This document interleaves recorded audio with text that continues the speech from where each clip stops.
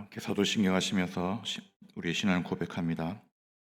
전능하사 천지를 만드신 하나님 아버지를 내가 믿사오며 그 외아들 우리 주 예수 그리스도를 믿사오니 이는 성령으로 잉태하사 동정녀 마리아에게 나시고 본디오 빌라도에게 고난을 받으사 십자가에 못 박혀 죽으시고 장사한 지 사흘 만에 죽은 자 가운데서 다시 살아나시며 하늘에 오르사 전능하신 하나님 우편에 앉아 계시다가 주리로서 산자와 죽은 자를 심판하러 오시리라. 성령을 믿사오며 거룩한 공예와 성도가 서로 교통하는 것과 죄를 사하여 주시는 것과 몸이 다시 사는 것과 영원히 사는 것을 믿사옵나이다. 아멘. 다음에 찬송 406장 찬송하시겠습니다. 찬송 406장입니다.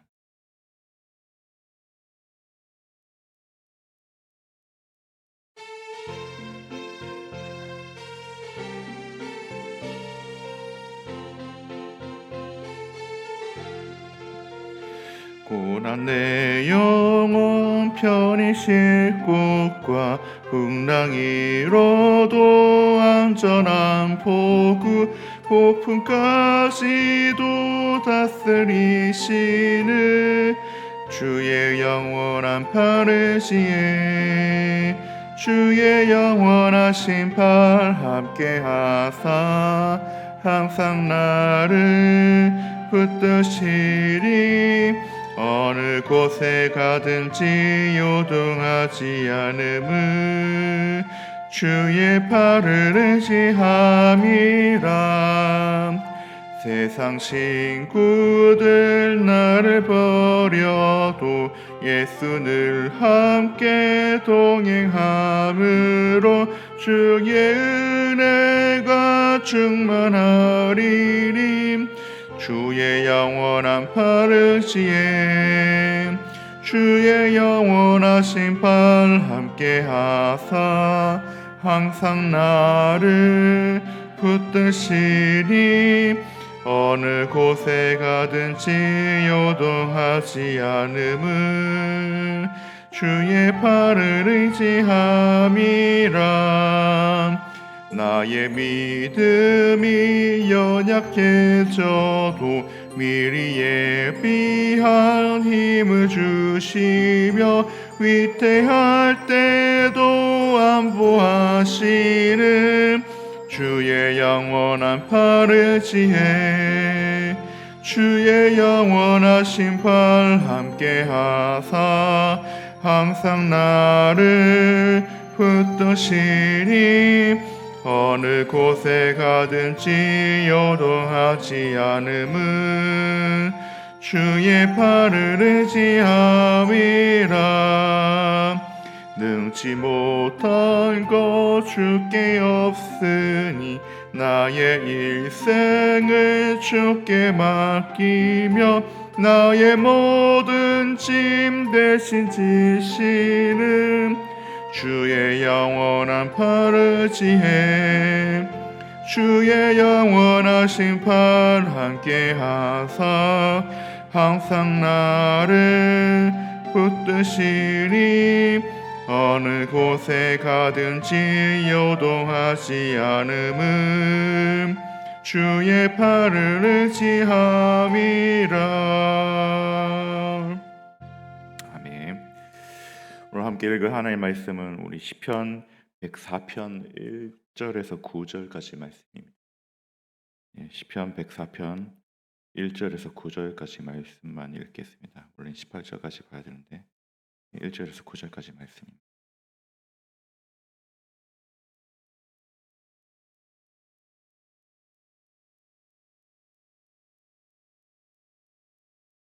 시편 104편 1절에서 9절까지 함께 한 목소리로 읽겠습니다. 내 영혼아 여호와를 성축하라. 여호와 나의 하나님이여 주는 심히 위대하시며 존귀와 권위로 옷 입으셨나이다. 주께서 옷을 입은 같이 빛을 입으시며 하늘을 휘장같이 치시며 물에 자기 누각의 들보를 얹으시며 구름으로 자기 수레를 삼으시고 바람 날개로 다니시며 바람을 자기 사신으로 삼으시고 불꽃으로 자기 사역자를 삼으시며 땅에 기초를 놓으사 영원히 흔들리지 아니하게 하셨나이다.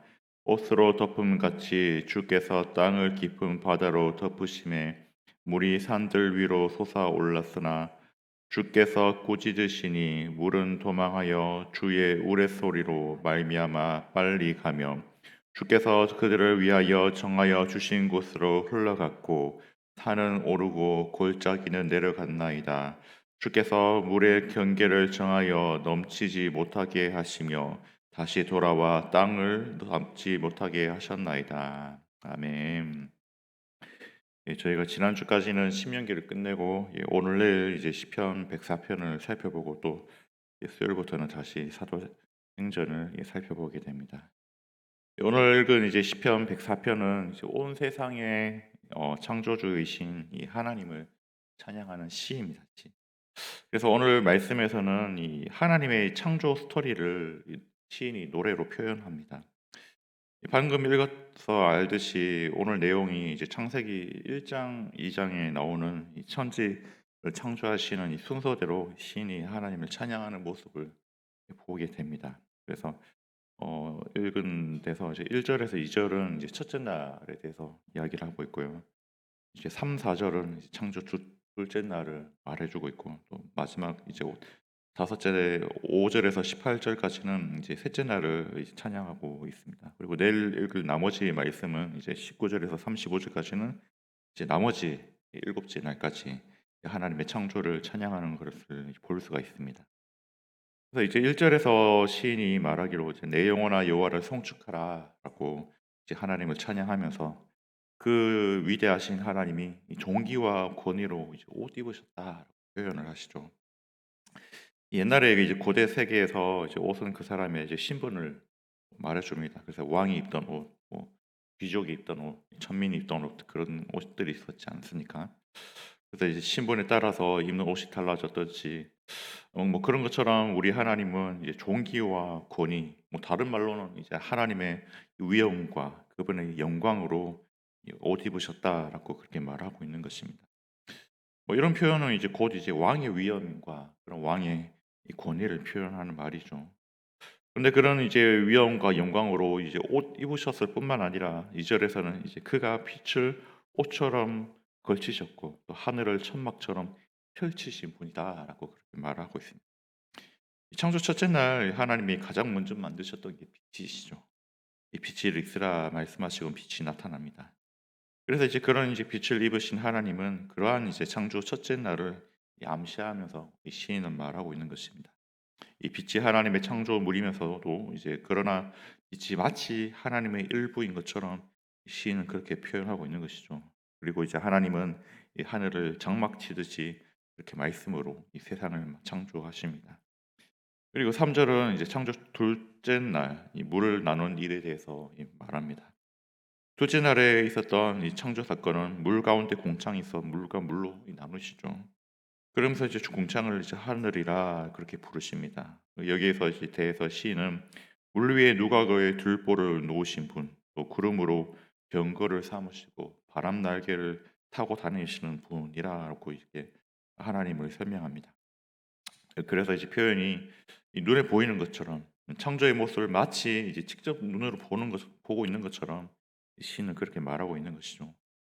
그래서 이런 모습들이 이제 하나님이 다스리시고 부리시는 그런 자연 또한 하나님을 섬기기 위해 존재하는 그러한 하나님의 주권적인 그런 통치 아래 있다라는 것을 이제 시인이 표현하며 말하고 있는 것이죠.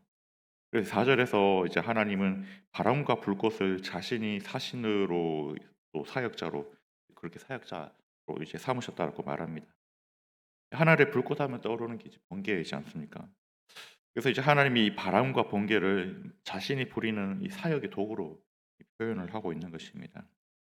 고대 시대에 번개하면은 뭐 신의 위엄과 뭐 능력에 대해서 그렇게 간혹 말하고 있는데 이 변화무쌍하며 감히 통제할 수 없는 그런 것들을 조차도 마치 이제 천사들 부리듯이 마음대로 통제하시는 그러한 하나님의 이 위엄과 이 능력에 대해서 이 시인은 표현하고 있는 것이죠. 그래서 이제 성경에서 이제 아합 왕 때 3년 6 개월간 비가 내리지 않을 때 엘리야가 기도하니까 저 멀리서 이제 손바닥만한 구름이 몰려오는 그런 일도 있지 않습니까?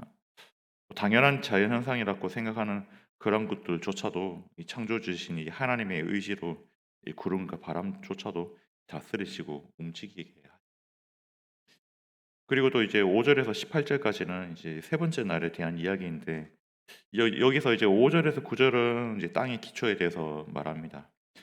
원래 땅이 있기 이전에는 지면에는 물이 가득했었죠. 그때는 아무런 생명이 없었습니다. 그러나 이제 하나님께서 말씀하시니 땅이 드러나고 모인 물이 바다가 되게 하십니다. 이 과정이 이제 성경에서는 이제 혼돈에서 질서로 넘어가는 첫 단계였습니다. 처음에 이제 땅이 드러나기 전에는 아무것도 없는, 그곳에는 정말 질서가 없는 무질서한 이제 혼돈의 그런 바다의 상태였습니다. 그러나 그곳에 하나님의 말씀이 임하니 질서를 따라서 물이 묻히 드러나서 이제 땅이 생기고 물이 모여서 바다가 된 것이에요. 하나님은 그러한 혼돈을 다스리시는 이 권능의 하나님이시다라는 것. 그렇게 이제 하나님이 말씀으로 창조하신 땅이기에 그 땅은 영원히 요동하지 않는 것입니다. 이 영원하다라는 그 말 뜻 또한 뭐 세상에 영원한 것이 무엇이 있겠습니까? 있다라고 한다라면 그것은 하나님 한 분밖에 안 계시는 것이죠. 그 말 뜻 또한 이제 영원하신 이 하나님의 능력에 대해서 이제 말해주고 있는 것입니다. 그 기초 위에 하나님께서는 뭐 계속해서 말씀하시면서 이제 하나하나 세워가셨던 것이죠. 나무도 심으시고 동물도 심으시고 하늘에 나는 새와 인간들도 땅 위에 두신 것입니다. 그래서 땅이 생기면서부터 이제 생명이 있게 됩니다. 그래서 하나님의 창조 행위를 통해서 이제 혼돈했던 그 위에 영원히 요동하지 않을 땅을 만드시고 이제 하나님의 질서를 이제 세워 가신 것이죠. 그래서 그런 이제 구체적인 과정들을 이제 6 절에서부터 시인이 설명하는 것입니다. 깊은 바다로 덮으심에 물이 산들 위로 솟아오르고 주께서 꾸짖으시니 물은 도망하여 물러가고 하나님이 뭇을 꾸중하니 이제 산을 덮은 엄청난 양의 물이 이 땅에서 도망쳤다라고 그렇게 말하고 있는 것이죠. 그래서 하나님의 말씀에 어찌나 능력이 이제 있는지 이 9 절에서는 하나님이 정하신 경계 그 이상으로는 물이 넘어가지 못하게 하셨다라고 시인은 고백합니다. 물론 뭐 요즘에 가끔 이제 자연재해로 이제 쓰나미가 뭐 땅을 넘고 올라오는 일이 있다 하더라도 사실 그것조차도 시간이 지나면 어떻습니까? 다시 원래 있던 장소로 돌아가지 않습니까? 물이 물러나는 것이 하나님이 정하신 경계로 다시 돌아가는 것이죠. 그래서 혼돈을 상징하던 그 물의 경계를 하나님께서 세우시고 또 물을 통제하시는 그런 능력 많은 분이다라는 것을 시인이 묘사하고 있는 것이죠. 그리고 이제 11 절에서 12 절은 10 절에서 12 절에는 이 하나님이 땅 위에 생물들이 생활할 수 있는 이 터전을 마련하시고 그 땅 위에 식물을 창조하시는 걸 이제 찬양합니다. 이것 또한 이제 창조 셋째 날에 이제 풀과 각기 종류대로 씨 맺는 채소와 나무를 만드신 것을 바탕으로 하는 내용이죠. 그래서 바다를 막으신 하나님이 골짜기에는 샘이 솟도록 하셔서 이 짐승이 살아갈 힘을 힘을 이제 얻을 수 있는 그런 환경을 조성하시는 것입니다. 그래서 이제 표현이 마치 하나님이 그런 짐승들을 돌보시고 관리하시는 이제 유목민처럼 묘사하는 것을 볼 수가 있습니다. 그래서 복음서에서도 이제 예수님이 "염려하지 말라."라는 말씀하시면서 이런 말씀을 하시죠. "공중의 새들을 생각해 봐라. 심지도 거두지도 않고 그것들이 골방도 없고 창고도 없는데 하나님이 다 기르시지 않느냐." 하시는 그 예수님의 말씀이 딱 이 시인의 표현인 것 같아요. 그래서 우리는 무심하게 지나치는 그런 자연 속 이 생명들이 이 하나님이 다 기르시고 다스리고 계시다. 이렇게 시인은 말하고 있는 거예요. 그래서 43 절에서 15 절에는 앞에서는 이제 짐승을 돌보시는 하나님에 대해서 이제 표현 묘사했다라면은 여기서는 이제 농작물들을 돌보시는 이제 하나님을 묘사합니다. 13 절에 "누가 높은 곳에서 산에 물을 대주시니"라고 말씀하죠. 마치 지금 하나님이 농부처럼 산으로부터 물을 대주셔서 그렇게 하나님이 열심히 일하시니 이 땅에는 풍성한 결실을 거둘 수 있는 것 있었다라고 시인은 묘사합니다. 근데 뭐 산에서 이제 물이 마냥 나오지는 않잖아요. 하나님이 마치 농부처럼 물조개로 이제 밭에 물을 줘서 이제 작물이 자라게 하는 것처럼 하늘에 비를 내리게 하셔서 이 풍성한 농작물들이 나게 하신 것을 시인이 시적으로 이렇게 표현하는 것입니다. 그래서 이런 하나님의 은혜로운 돌봄을 통해서 이제 들짐승들이 뜯을 풀도 자라게 하시고 사람들이 채소도 얻을 수 있게 자라게 하시고 또 먹거리를 얻을 수 있게 하셨을 뿐만 아니라 인간들이 먹고 마시고 또 즐길 수 있는 또 포도주라든지 또 인간들에게 유익한 기름 같은 걸 얻을 수 있도록 양식도 주셨다라고 15절에서는 말하고 있는 것입니다. 그리고 이제 마지막에 16절에서 18절에서는 이제는 이제 초목을 기르시는 이제 하나님을 묘사합니다. 앞서 이제 하나님께서는 땅의 곡식과 농작물과 또 들짐승들을 돌보셨던 것처럼 나무들이 잘 자랄 수 있는 것 또한 하나님 덕분이다라고 시인을 말하는데요. 하나님이 그토록 이제 나무를 견고하게 심으시고 이 돌보시는 이유가 무엇이냐라면은 이제 17절에 새들이 살 수 있는 집을 주시기 위함이다라고 표현합니다.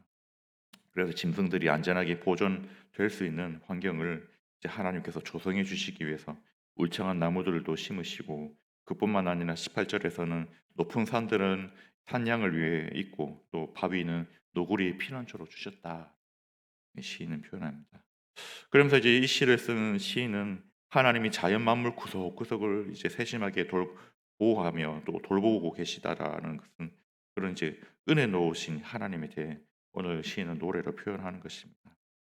우리가 이런 표현들을 읽으면은 우리 하나님 정말 세심하시다라는 것을 우리가 알 수가 있는 것 같습니다. 그래서 하나님께서는 이처럼 하루하루 이제 피조 세계를 창조하시면서 이제 그가 보시기에 좋았다라는 자신의 만족스러운 고백을 하십니다.